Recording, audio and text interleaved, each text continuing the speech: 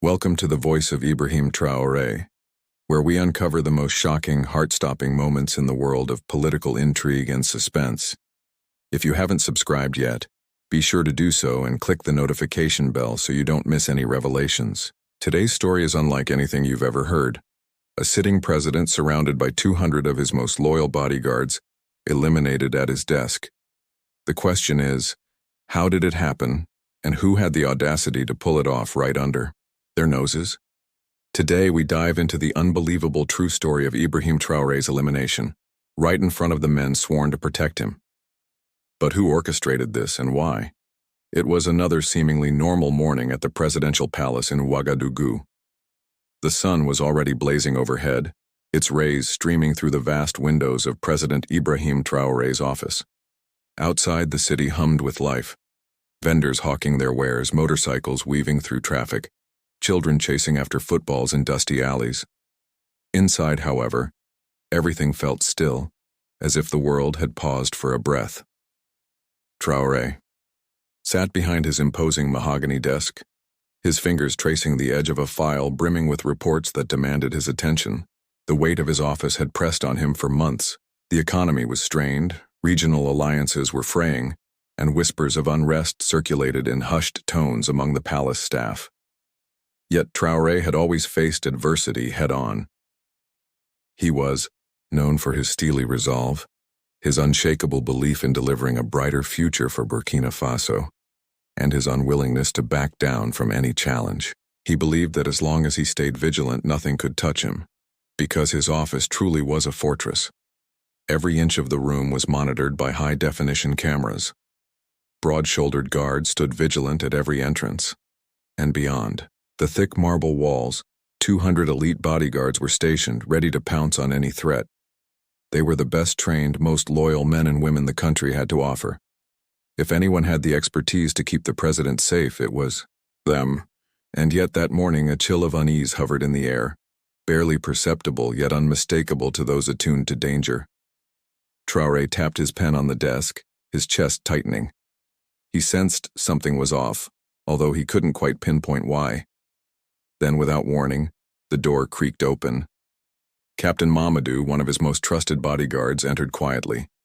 Mamadou was an imposing figure, tall, broad, with eyes that missed nothing. He approached the desk with measured steps, but today his stance was different. His jaw was tense, his shoulders slightly hunched as if he were carrying a burden he could barely bear. "Mr. President," Mamadou said, his voice low but urgent, "there's activity near the southern perimeter. We're not sure if it's related, but it's unusual. We've tightened security." Traoré didn't look up at once. His mind raced, calculating possibilities. "Any immediate threat?" he asked, his tone calm but edged with steel. "Not yet," Mamadou replied.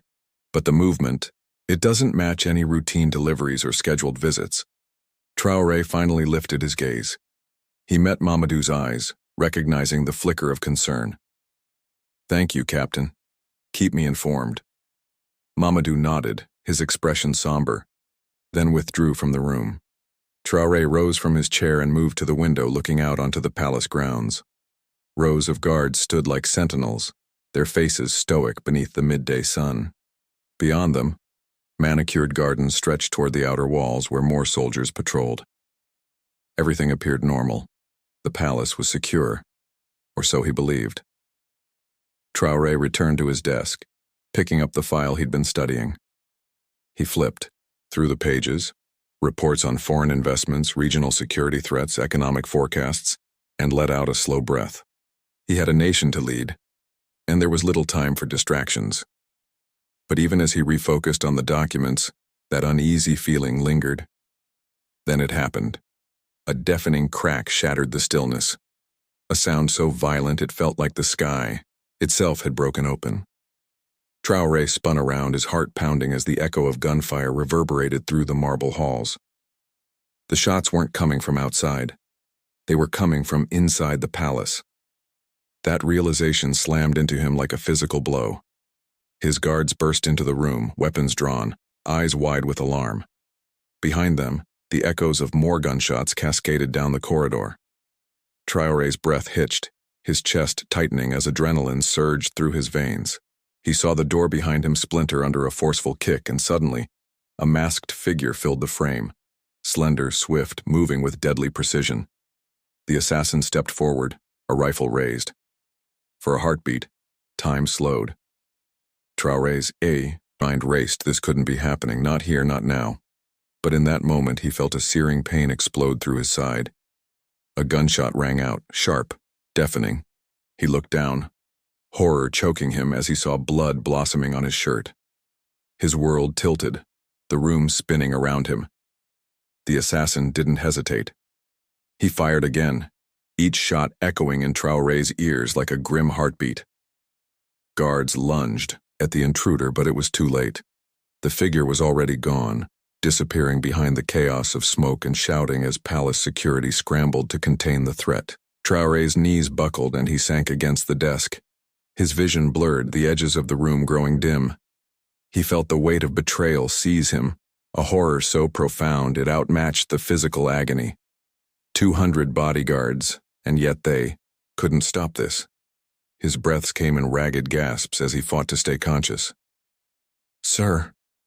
Captain Mamadou's voice cracked through the haze, urgent and raw. Mamadou knelt beside him, his uniform already stained with Traoré's blood. "Stay with me, Your Excellency." Traoré's mind clawed against the darkness threatening to swallow him. He could hear the shouts of his guards, the frantic commands as they sealed the palace doors. But each breath felt like dragging himself through burning coals. He squeezed his eyes shut, the world dimming to a dull roar. "Find out who did this," he rasped, voice weakened but resolute. "Don't stop until you know every detail." Mamadou's eyes flickered with determination as he pressed a hand to the wound, trying to staunch the bleeding. "Yes, sir," he murmured fiercely. "I won't let you down." Traoré's world narrowed to that single moment. The echo of gunfire, the sight of his own blood, the thunder of betrayal. He wasn't done yet. He wouldn't let this be the end. His vision swam as he was lifted from the desk, carried out of the room by his closest aides. The corridor stretched before him like a tunnel of shadows, punctuated by the sounds of alarms and shouting. His body felt heavy as though dragged by anchors of pain. He forced himself to focus. He was alive. He had to stay alive. They moved him to a secure medical suite deeper within the palace. Doctors flooded in, their fingers cool against his skin as they worked to stitch the bullet wound, to stabilize his breathing, to keep his heart beating. Traoré lay on the narrow bed, blood draining away as the pain threatened to overwhelm him. Every breath was a struggle. Every beat of his heart felt like a ticking clock counting down. The walls of the room felt suffocating. He'd been ambushed at his desk, inside his own stronghold. It had to be inside help. He felt rage ignite within him, burning away the pain for a moment. Someone had orchestrated this. Someone with access, with power, with intimate knowledge of his routines. They had studied him, learned his habits, found the crack in his armor. But his determination blazed fiercer. He would not fall without a fight. "You have to rest," Dr. Adama, the lead surgeon, insisted, her voice calm but firm. "You lost a lot of blood. If you move, you risk bleeding out." Traoré focused, on her face, the pallor of concentration under surgical lights. "No rest," he breathed, voice thin but unwavering. "This attack isn't random. I need to know who did it." The doctors exchanged glances, understanding that he was already halfway lost if he didn't calm down, but his mind raced ahead. And so, mere hours after the assassin's bullet shattered his world, President Ibrahim Traoré lay in a secure suite, conscious but wounded, his thoughts consumed by one question: who could have done this? His loyal aide, Lieutenant Amadou, stepped in with a folder clenched tightly in his hand. The room stilled, the hum of medical equipment becoming a distant echo. "Sir," Amadou said quietly, "we've begun reviewing the security footage, personnel logs, and communications. There's something you need to see." Traoré managed a nod, forcing his pain-addled brain to focus. Amadou placed the folder on a nearby table and opened it. Inside were printouts, photographs, text messages, financial records. We traced the assassin's weapon back to someone within the presidential guard, Amadou continued, voice low. Someone who disappeared immediately after the attack. Traoré's hand tightened around the bed rail. Who? General Ouédraogo, Amadou said, eyes flicking down to the documents. He's been in constant contact with known mercenary groups operating in neighboring states. The name hit him like a sledgehammer. Ouédraogo was not just any general. He was one of Traoré's closest military advisors, a man whose loyalty had never been in question. He had fought side by side with Traoré during the early days of the insurgency, had been a trusted voice in the war room. If Ouédraogo was involved, this went far deeper than a mere assassination attempt. This was a conspiracy from within. Traoré's heart hammered. Are you certain? He rasped. Amadou nodded, his face grim. Yes, sir. We cross-referenced bank transfers, phone records, and even satellite data. Ouédraogo met with operatives in Niamey just 2 weeks ago. He funded their operations. He knew the palace's security grid inside out. Traoré's breath stuttered in his chest. Betrayal burned hotter than any wound. We have to find him, Traoré said firmly, voice steeled by purpose, alive. He needs to answer for this personally. Amadou bowed his head. We've already mobilized Colonel Caboret's unit. They're moving to surround Ouédraogo's safe house in the outskirts of the city. Traoré closed his eyes, summoning every ounce of his willpower to remain steady. He could feel the weight of the nation pressing down on him, yet he refused to let it crush him. He was more than a wounded man. He was the protector of Burkina Faso. Even through the haze of pain, he could see the path forward. Make sure he's alive, Traoré repeated, and bring him to me. A clock ticked on the wall. Minutes stretched into hours as the medical team worked to stabilize the president. Each breath was a triumph, each heartbeat a reminder of how close he'd come to death. Outside the medical suite, palace security moved like a well-oiled machine. The perimeter was sealed tighter than ever. Roadblocks sprouted across Ouagadougou, checkpoints manned by loyal soldiers. Everyone knew a traitor lurked among them. They're on their way, Amadou said later that evening as he re-entered the suite, exhaustion etched into his features. Traoré sat up on the bed, propped by pillows, his eyes burned with both fever and determination. Good. We can't waste time. By nightfall, a convoy of armored vehicles wound toward the designated location, a nondescript compound hidden among dusty mango trees, its walls high and fortified. Colonel Caboret led the operation, flanked by experienced officers and silent snipers perched on rooftops. As they approached, the compound loomed into view, windows barred, guards patrolling the perimeter with unnatural calm. It was as if they knew they were under watch and were daring anyone to challenge them. The convoy halted a few hundred meters away. Through the vehicle's tinted windows, Traoré could see the tension crackling in the air. His heart pounded fiercely, pain momentarily forgotten, replaced by a fierce surge of purpose. Caboret tapped the side of his tactical radio and spoke in hushed code. Within moments, the seemingly tranquil compound erupted into chaos. Explosions rocked the walls as flashbangs detonated. Bullets shredded wooden doors. Smoke billowed into the sky. Traoré, strapped securely in an armored car at the edge of the compound, felt every tremor. He watched as soldiers streamed in, clearing rooms with lethal precision, their movements synchronized by months of joint training. Time slowed. Traoré's vision tunneled in on the main building. There, in a dimly lit office strewn with papers and empty whiskey bottles, stood General Ouédraogo. He looked disheveled, collar undone, eyes darting like a cornered animal. The moment he caught sight of Caboret's men, a flicker of panic clouded his features, but then he straightened, pulling himself to full height with a soldier's pride. "You're too late, Colonel," Ouédraogo snarled, voice echoing in the cramped room. He reached for a pistol tucked under his desk, or so he thought. In a heartbeat, a sniper's rifle cracked, and the weapon clattered uselessly to the floor. Caboret's voice boomed, "Ouédraogo, You're under arrest." For a split second, Ouédraogo's eyes locked with Traoré's through the shattered window pane. There was no remorse, only cold defiance. "You think you've won?" he spat. "You think this ends here? You've already lost." But before he could do more, soldiers stormed in and restrained him, clamping his wrists behind his back. He struggled, cursed, but the force was overwhelming. Traoré stepped forward, rifle lowered but ready. "It's over," he said. Ouédraogo's shoulders sagged in defeat as they dragged him out into the courtyard. Traoré exhaled slowly, relief mixing with suspicion. If Ouédraogo thought the conspiracy ended with him, he was gravely mistaken. But capturing him was only the first step. They loaded Ouédraogo into a secure vehicle, then turned their attention to the next phase.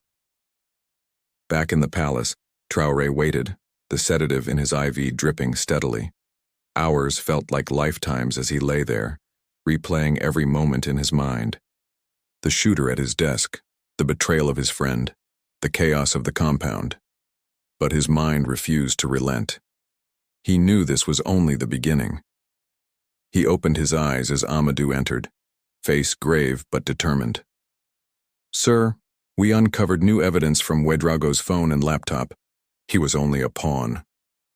Traoré's gaze sharpened. "A pawn? Who's pulling the strings?" Amadou stepped closer, lowering his voice. "The trail leads to Karamoko Diarra." Traoré sat up straighter, pain flaring in his side, but he ignored it. "Diarra?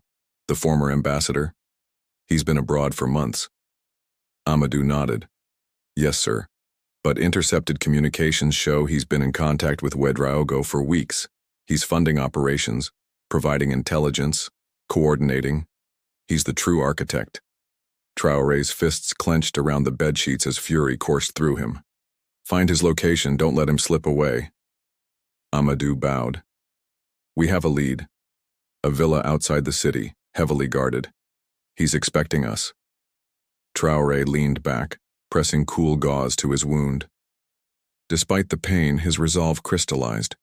This was personal now. It wasn't enough to capture the triggerman. He had to expose the mastermind who threatened not just his life, but the future of Burkina Faso. "Go now," he said, voice low and unwavering. "Bring him to me." As dawn broke over Ouagadougou, the convoy moved stealthily toward the secluded villa nestled at the edge of farmland. The air was thick with humidity, cicadas humming in the mango groves. The villa itself was a grand structure. Columns, flanking a wide veranda, gated entrances and guards posted like statues along the perimeter. Colonel Traoré surveyed the scene through binoculars. He returned to the vehicle's open hatchway, relaying orders in hushed tones. Phase 1, secure the perimeter. Phase 2, breach the villa. Phase 3, apprehend Karamoko Diarra alive. The team nodded, faces set with grim determination. Moments later, armored SUVs rolled forward, disgorging soldiers who fanned out, weapons drawn. Divisions of men took strategic positions around the villa, snipers on rooftops, breachers at the front gate, assault teams positioned at side windows. Darkness still clung to the edges of dawn, but the flashbangs they launched lit the courtyard in brilliant bursts. The explosions rattled the thick wooden doors, deafening in their abruptness. Diarra's guards scrambled, firing back with automatic weapons, but the presidential forces were well prepared. In a matter of seconds, the guards were overwhelmed. Smoke and sparks filled the air as the main gates crashed inward. Diarra, dressed in a crisp white shirt and dark slacks, appeared on the veranda, his eyes widening as he took in the chaos. Behind him, 2 bodyguards raised their rifles, but they were cut down before they could aim. Diarra backed away, grabbing a nearby vase and smashing it on the floor, sending shards scattering. He darted inside as soldiers pursued him, echoing footsteps in the marble hall. Shots rang out. Men shouted. Diarra barreled around a corner, eyes darting, searching for an escape that didn't exist. The corridor led to a study brimming with shelves of leather-bound books and heavy wooden furniture. Diarra collided with the desk, knocking papers flying. He spotted a leather briefcase on the far side of the room and lunged for it, But a single shot rang out from above, and he crumpled to the floor. The sniper's bullet struck his shoulder, dropping him to his knees. Soldiers swarmed in, weapons trained on him as he slumped against the desk, clutching his arm. Colonel Kabore strode forward, rifle slung over his shoulder. His gaze locked with Diarra's, cold, unyielding. "Karamoko Diarra, you're under arrest. The president wants you unarmed and alive." Diarra scoffed, blood seeping through his fingers. "You really think this ends here?" he rasped, voice thick with defiance. "This is just the beginning." Kabore advanced, securing Diarra's wrists with cuffs. "You'll get your chance to speak at the palace," he replied, voice even. "Right now you're going back to face justice." As Diarra was led out, head held high despite the blood staining his shirt, the assault teams fanned out, ensuring no one else remained in the compound. The sun finally broke free of the horizon, casting golden light on the scene of Diarra's capture. It was over, at least for now. Back at the palace, President Traoré watched from a secure viewing room as Diarra's convoy rolled through the gates. He sat propped on the edge of his bed, gauze still pressed to his side, every breath a reminder of how close he'd come to death. Yet his eyes burned with grim satisfaction. The men who had tried to destroy him were in custody. But the real work was only beginning. Amadou joined him, closing the door softly behind him. "He's here, sir," he said. Traoré nodded, rising slowly. Pain lanced through him, but he braced himself. "I want to face him alone," he said, voice steady. "No entourage." Amadou hesitated for a fraction of a second, then bowed. "As you wish, sir." Minutes later, Traoré stood in the austere interrogation room, a narrow space with a single table, 2 chairs, and a high steel grate on one side. Diarra sat handcuffed on the opposite side, bruised but unbowed. He looked up as Traoré entered, his expression a mixture of contempt and begrudging respect. "President Traoré," he said, tone mocking. "To what do I owe the pleasure?" Traoré closed the door behind him, the lock clicking like a verdict. He walked steadily to the table and placed his hand on the cold surface, leaning forward. "You almost killed me," Traoré said quietly. "You thought you could dismantle everything I've built." Diarra tilted his head, a faint smirk playing on his lips. "I didn't think, I knew." Traoré's gaze hardened. "Why? What was your motive?" Diarra chuckled softly, though his eyes were steely. "Motive?" he repeated. "You're so small-minded." "It wasn't about motive. It was about power. You are a child playing at politics while the real forces shape this nation from the shadows." Traoré's pulse quickened at the implication. He leaned closer, every inch a challenge. "Then name them. Tell me who's behind you." Diarra's smile faded, replaced by something colder. Resolve. "You're too late. The alliances are already in place. Ministers, generals, foreign diplomats. They've all pledged. Your death was only the opening move." Traoré felt a chill run through him. He pressed his hand firmly into the tabletop, knuckles white. "You're lying." Diarra shook his head. "I wish it were that simple. Ask yourself this. Why did the palace's best guards fail? Why did security cameras conveniently glitch at the right moment? Why did General Ouédraogo have clear access to my villa? You were setting me up as the scapegoat." Traoré's breath hitched. The room spun for a moment. He realized the conspiracy was deeper than he'd imagined. He straightened, voice steely. "Who else?" Diarra's eyes glinted. "Look beyond Burkina Faso. Look at the Gulf. Look at multinational corporations eager for our minerals. Look at diplomats who whispered into your ear. They are the ones pulling the strings. I'm just a piece, a necessary sacrifice." Traoré felt a surge of fury. "If you're so powerful, so untouchable, why are you here?" Diarra's gaze never wavered. "Because you underestimated me," he said quietly. "And because I underestimated my enemies." Traoré exhaled slowly, mind racing through every nuance. He stepped back, taking a moment to steady himself. "This ends now," he said, voice low but absolute. "You and everyone else will answer for your crimes." Diarra's lips curled into a sardonic grin. "We'll see about that," he replied. "Justice in this world is as fickle as the wind." Traoré turned on his heel, walking out without looking back. The heavy door closed behind him with a definitive thud, echoing like a judge's gavel. As he returned to his private quarters, his aides flanked him, eyes full of questions. He gave them a curt nod. "Prepare for a full-scale purge," he said, voice echoing down the corridor. "No one is safe. Find every accomplice." The palace fell silent at his command. In the East Wing, soldiers secured every office, every file room. Technicians scoured digital records. Diplomatic pouches were flagged. No phone line was left unchecked. Every whisper of conspiracy would be brought to light. That evening, as the sun dipped below the horizon, Traoré sat behind his desk once more. His right side throbbed where the bullet had struck, but he ignored the pain, focusing on the report spread before him. Photos of Ouédraogo's meetings. Financial ledgers linking Diarra to offshore accounts. Memos from foreign embassies. Each page was a testament to betrayal, a blueprint of corruption that threatened to swallow the nation. He picked up a pen, closing the file on Diarra with a decisive motion. The presidential seal gleamed on the cover, as if marking a moment of reckoning. He thought of the men who had died protecting him, and those who had failed. He thought of the people's faith that had been shaken, the fear rippling through every village and city street, but most of all he thought of one unwavering truth. He would not let this stand. Because Ibrahim Traoré had faced death once and survived. He had stared betrayal in the eye and refused to blink. Now, he would confront the shadows that threatened his country and drag them into the light one by one. And if that meant facing more bullets, more conspirators, more danger, so be it. His destiny was clear.